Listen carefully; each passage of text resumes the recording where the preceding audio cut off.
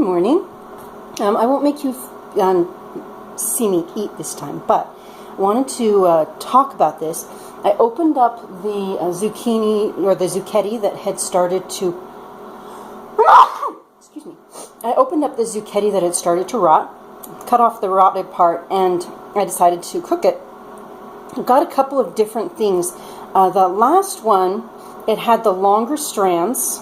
It was it was tasty. It was really good.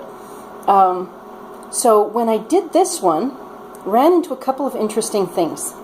First of all, it only had one viable seed, just one. I went all the way through all of the little squirrely stuff inside and just one viable seed, which tells me that there's a pollination problem with that particular one. So, which makes sense in a way, because it was early spring and the bees might not have been out yet, or not completely active. So when I started stranding it, I used the fork to strand it, ran into some interesting things. First of all, this is the coating on the inside.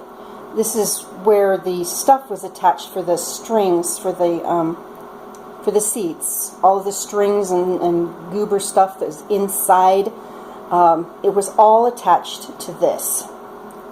It was all the way across. I had to pull it out.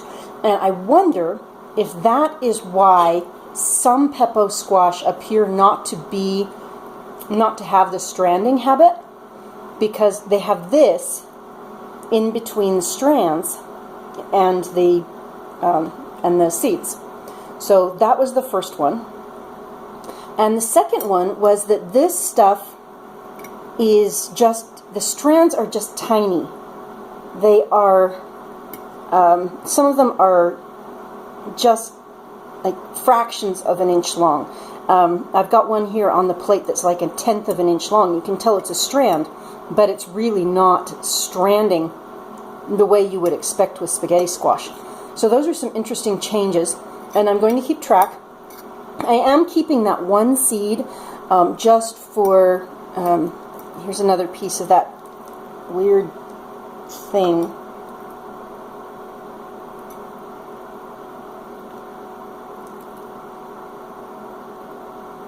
Anyway, so I'll probably end up eating that anyway, but we've got strands, but they're irregular. Some are fatter, some are thinner, some are really, really short, some are as much as an inch long, but most of them are in between half an inch and an inch.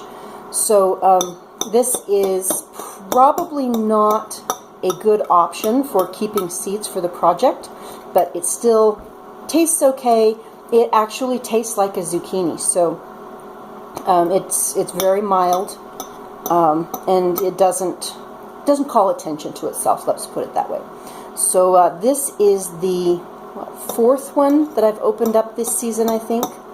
And as far as being a zucchini squash, it is rather a disappointment. The taste is okay, but I'm kind of glad that it only had one seed in it.